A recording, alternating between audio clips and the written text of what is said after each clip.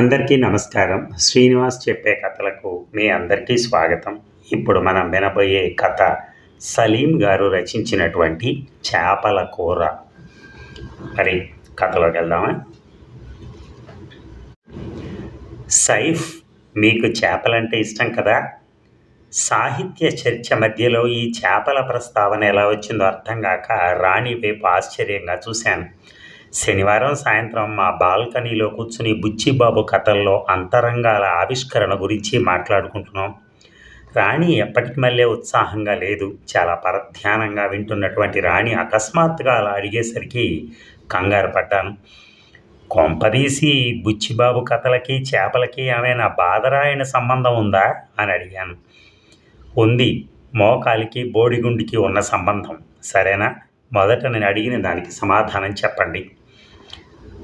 చిన్నప్పటి నుంచి బేసికల్గా నాన్ వెజిటేరియన్నే అయినా, నా మాటను మధ్యలోనే తుంచేస్తూ అంది రాణి. ఫర్ యువర్ కైండ్ ఇన్ఫర్మేషన్, బేసికల్గా చిన్నప్పటి నుంచి ఎవరు వెజిటేరియన్నో నాన్ వెజిటేరియన్నో కాదు. పెద్దవాళ్ళు ఏది అలవాటు చేస్తారు అనే దాని మీద ఆధారపడి ఉంటుంది. సరే, ఒప్పుకుంటున్నా. పెద్ద అయ్యే కొద్దీ నాకు మటన్ చికెన్ తినటం నచ్చలేదు, అందుకే మానేశాను. ఎటొచ్చి చేపలు తినటం మానలేకపోయాను. చేపల వేపుడు, చేపల కూర నాకు ఇష్టం. కోర్స్ మన పెళ్ళయ్యాక బాగా తగ్గించాననుకో. ఇప్పుడు ఎప్పుడైనా తినాలనిపిస్తే హోటల్కి వెళ్ళి తినేసి వస్తాను. అప్పుడు మీ చేత నేను 2 సార్లు బ్రష్ చేయిస్తాను అంటూ నవ్వింది రాణి. చేపలు నీళ్లల్లో కదులుతున్నప్పుడు ఎంత అందంగా ఉంటాయో తెలుసా? అందుకే వాటికి అందమైన మరో పేరుంది, జలపుష్పాలు. కలకత్తాలో బ్రాహ్మలు కూడా చేపల్ని తింటారట, తెలుసా? అంటే అలాగని నన్ను తినమంటారా ఏమిటి? చచా, అలా ఎందుకంటాను? నేనే మానేద్దాం అనుకుంటుంటేను. ఎందుకు మానేయటం? మీకు ఇష్టం కదా? నువ్వేగా తిరుపతి వెళ్ళినప్పుడు చెప్పావు, మనకు చాలా ఇష్టమైన వాటినే భగవంతుడికి సమర్పించుకోవాలని. ఓ అలానా? చేపలు మానేస్తానని మీ దేవుడికి మొక్కుకున్నారా? దేవుడి కోసమే మానేయాలా? మరెవరి కోసం? నీ కోసం.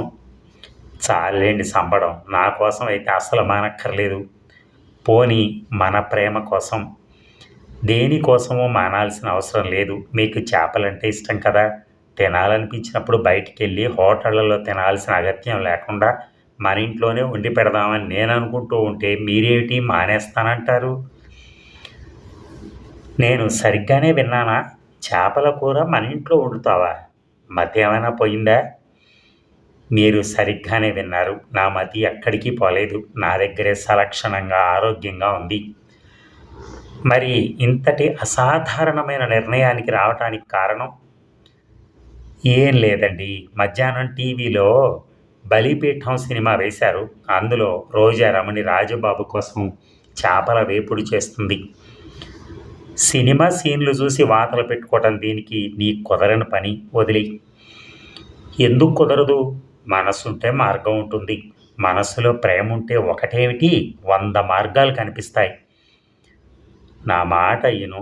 లేనిపోని కష్టాలు కొని తెచ్చుకోవటం దేనికి? నాకేమీ మన ఇంట్లో నీ చేత చేపలు వండించుకుని తినాలని కోరిక ఏమీ లేదు. నిజం, నన్ను నమ్ము. నాకుంది.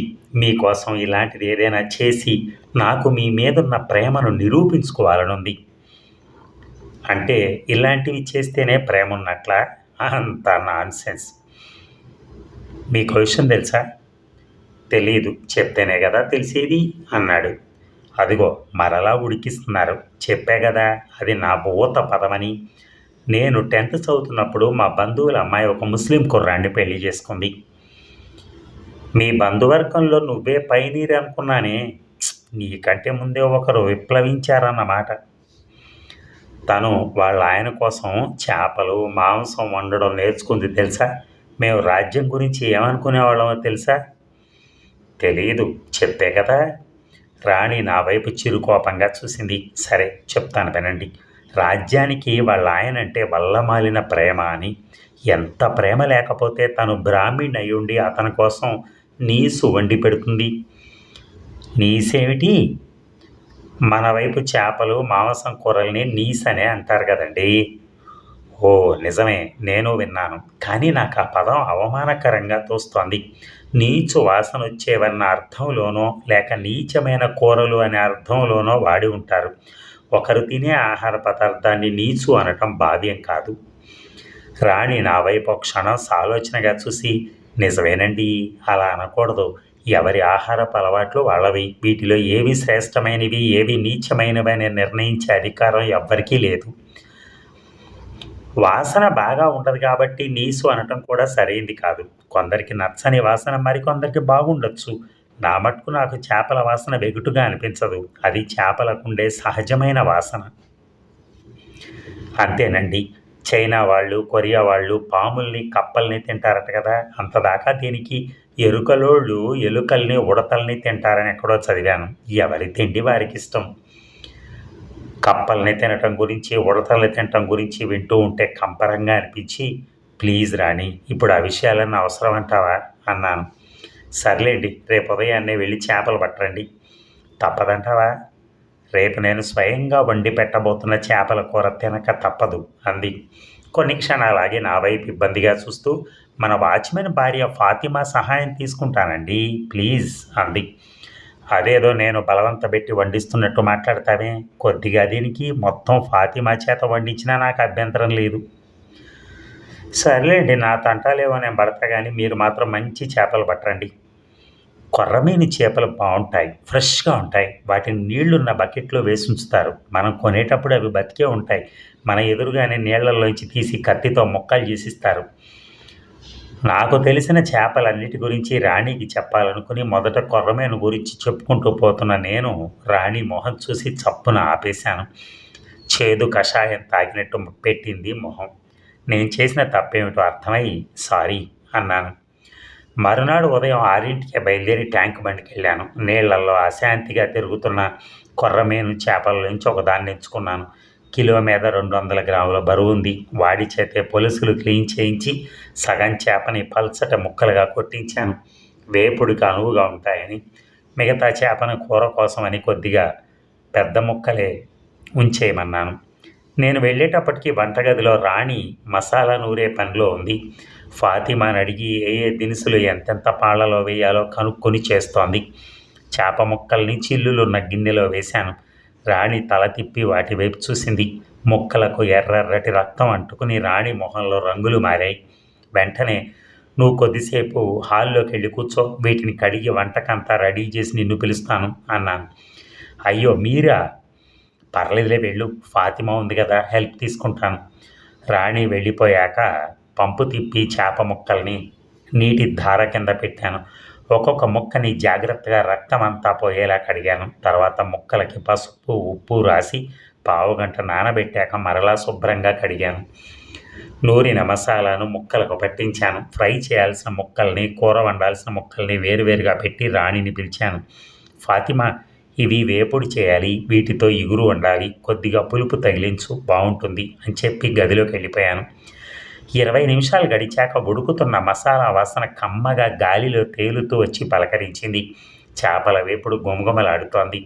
గది నిండా నాకిష్టమైన చేపల వాసన. ఉత్సాహాన్ని ఆపుకోలేక వంటగదిలోకి వెళ్ళాను. రాణి లేదు. ఫాతిమా స్టవ్ దగ్గర నిలబడింది. రాణి ఏది అని ఫాతిమాని అడిగాను. తెల్వదు, వెళ్ళి శానాసేపు అయింది, మళ్ళా రాలా అంది. మరో బెడ్రూమ్లోకి వెళ్ళి చూశాను, లేదు. 2 బెడ్రూమ్ల మా ఫ్లాట్లో బాత్రూమ్ తప్ప వెతకాల్సింది ఇంకేం మిగలలేదు. బాత్రూమ్ తలుపు వేసింది. ఏం చేయాలో తోచుక కొద్దిసేపు అక్కడే నిలబడ్డాను. లోపల నుంచి కక్కుకుంటున్న శబ్దం. కంగారు పడి తలుపు తట్టాను. రాణి తలుపు తీసింది. ఆమె కళ్ళు ఎర్రగా ఉన్నాయి, ఇంకా నీళ్లు కారుతున్నాయి. మొహమంతా వడలిపోయింది. నన్ను చూసి గిల్టీగా నవ్వింది. సారీ, ఆ వాసన పడక అలవాట్లేదు కదా అంటూనే మరలా బళ్ళును వాంతి చేసుకుంది. నాకు చాలా బాధ అనిపించింది. గిరుక్కన వెనుదిరిగి కిచెన్లోకి వెళ్ళాను. గ్యాస్ స్టవ్ బర్నర్లు 2 ఆపేశాను. ఫాతిమా, ఈ గిన్నెలు మీ ఇంటికి పట్టుకెళ్ళి వండుకో అన్నాను. రాణి బెడ్రూమ్లోకి వెళ్ళి పడుకుంది. మనిషి జబ్బు పడ్డట్టుగా డీలా పడిపోయింది. మొహం అంతా తెల్లగా పాలిపోయింది. ఫ్లాట్ అంతా వ్యాపించిన చేపల వాసన. తలుపులు, కిటికీలు తెరిచిపెట్టాను. అన్ని గదుల్లో రూమ్ ఫ్రెషనర్తో స్ప్రే చేశాను. స్ప్రేలోని జాస్మిన్ వాసనతో చేపల వాసన కలిసిపోయి గమ్మత్తైన మిశ్రమ వాసన వస్తోంది. అప్పుడు రాణి మరోసారి వాంతి చేసుకుంది. ఇలా లాభం లేదని రాణిని పిలుచుకుని బయటికి తీసుకెళ్ళాను. మధ్యాహ్నం హోటల్లో భోంచేశాం. రాణి సరిగ్గా తినలేదు. సహించడం లేదండి అంది. సాయంత్రం ఇంటికి తిరిగి వచ్చాం. వాసన బాగా తగ్గింది. రాత్రి కూడా తనేమీ తినలేదు. ఇంకెప్పుడు ఇలాంటి సాహసాలు చేయకూడదని నిర్ణయించుకున్నా. రాణి బలవంత పెట్టినా సరే. మరునాడు ఉదయం కాలేజీకి వెళ్తున్నప్పుడు రాణి తలుపు దాకా వచ్చింది. నిన్న జరిగిన దానికి సిగ్గుపడుతున్నానండి. వచ్చే ఆదివారం వాసన లేని చేపలు పట్టుకురండి, తప్పకుండా వదిలి పెడతాను అంది. అదండి కథ. మరి చివరికి భార్య కోసం అని చెప్పని చేపలు కూడా బంద్ చేయాలని ప్రయత్నిస్తున్నాడు ఆ భర్త. అలా భార్య భర్త ఒక మాట మీద ఉండి చక్కగా కలిసి కాపురం చేసుకుంటే ఎంత ఆనందంగా ఉంటుందండి జీవితం అనేది. నిజంగా ఆ మనిషి ఆ అమ్మాయి ఇద్దరు చాలా బ్యూటిఫుల్గా అతను ఆలోచించి ఆ సమస్యని శాంతియుతంగా క్లోజ్ చేశారు.